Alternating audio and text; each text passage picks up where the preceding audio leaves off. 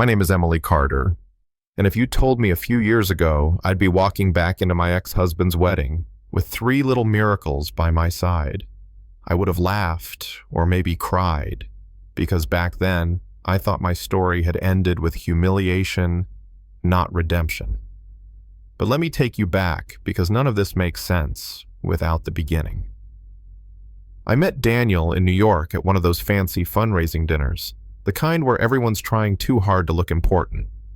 He wasn't just handsome, he was magnetic. He had that effortless charm, the kind of smile that made you feel like the only person in the room.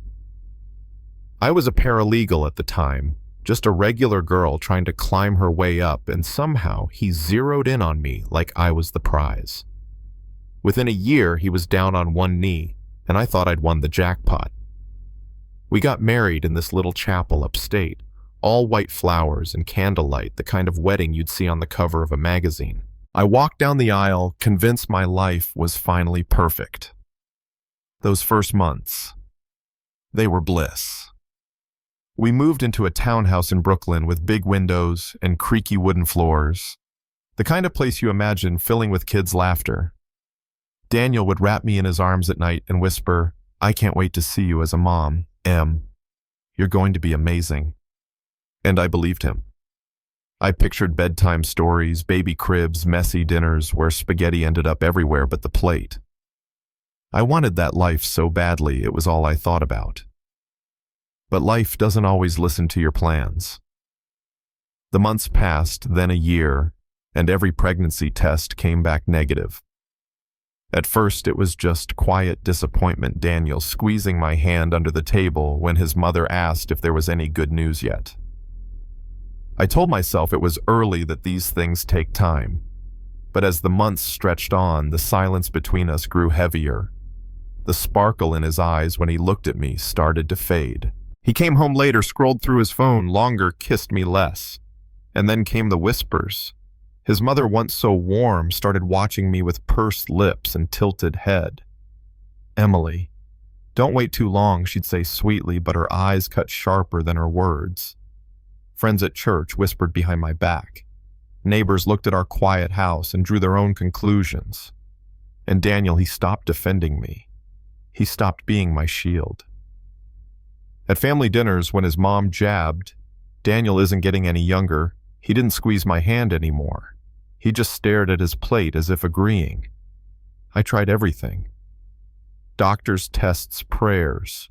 Each appointment ended with the same words, "Nothing wrong." But if nothing was wrong, why did my body feel like it was betraying me every single month? I tracked my cycle, drank bitter teas, laid awake begging God to give me just one child.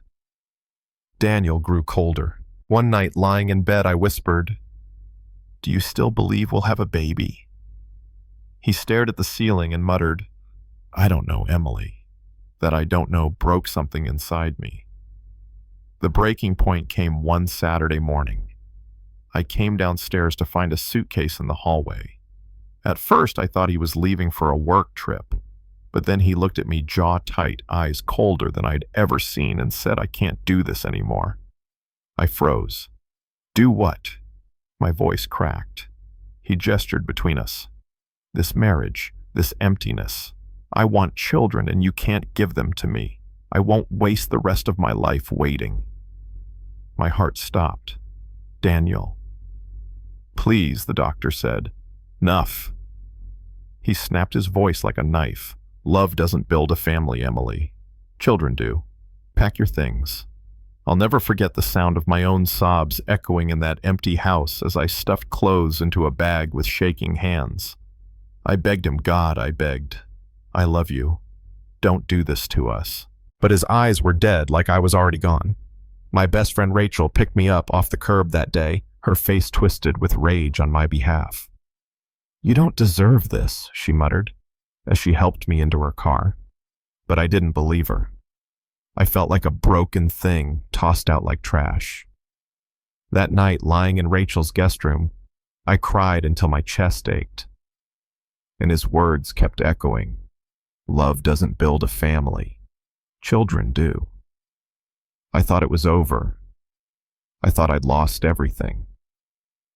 What I didn't know then was that inside me something had already begun to grow, 3 tiny heartbeats, hidden silent, waiting to prove him wrong. The months that followed were a blur of disbelief and cautious hope. When the doctor told me I wasn't just pregnant but carrying triplets, I laughed through tears. 3 lives inside me. The very thing Daniel threw me away for was already there, multiplying. I carried them through swollen ankles, sleepless nights, and moments of panic when I wondered how I'd do this alone. But Rachel stood by me, her kids calling me Aunt M, and somehow, little by little, I rebuilt. I learned strength I didn't know I had. Every kick, every ultrasound reminded me that I wasn't barren, I wasn't broken. I was chosen to be a mother in the most unexpected way. Years passed. My babies, 2 boys and a girl, became my whole world. Their laughter filled every corner of my tiny apartment. We had messy dinners, bedtime stories, sticky kisses, all the things I once dreamed of. And I thought I'd left Daniel behind until one crisp autumn morning when Rachel called, voice buzzing with gossip. "You'll never believe this, Daniel's getting married. This weekend." My heart skipped, not because I wanted him back, but because something inside me knew it was time. So I went, not out of spite, but out of truth. I dressed my kids in their little matching outfits, held their hands, and walked into that grand hotel ballroom just as the ceremony was about to start. The place went silent.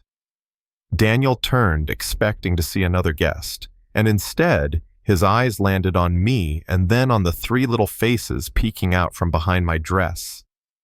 He went pale like he'd seen a ghost. "Emily." His voice cracked across the room, desperate disbelieving.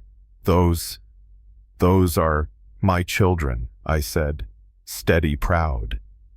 "Our children." Gasps rippled through the crowd. His bride froze at the altar, her smile faltering. His mother clutched her pearls, face draining of color. And Daniel, Mr. Confident, Mr. Perfect, he looked like the ground had been ripped out from under him. "You said I was broken," I told him loud enough for everyone to hear. "But look at them. You threw me away, Daniel. And in doing so, you threw away everything you claimed to want." The silence that followed was electric. Some guests stared at him with disgust. Others whispered to each other, shaking their heads. His bride's father stepped forward, eyes blazing, and hissed something in Daniel's ear that made his face collapse with shame. And me. I didn't need to say more. I took my kid's hands and walked out, heads held high, leaving him to drown in the mess he'd made. That was the moment I understood his rejection wasn't the end of me. It was the beginning. Because what he saw as failure turned out to be the greatest gift of my life. And I didn't need his validation, his last name, or his cold love. I had everything I'd prayed for, and more standing right beside me calling me Mom. So let me ask you, what do you think? Was Daniel just another selfish man blinded by his family's expectations, or was he a victim of the same narrow mindset that so many people still carry about women, marriage, and children? Have you ever seen someone get written off only to come back stronger than anyone imagined? Drop your thoughts in the comments. I want to hear your stories. And don't forget to like and subscribe, because these are the kind of truths that remind us all never count someone out just because their miracle hasn't arrived yet.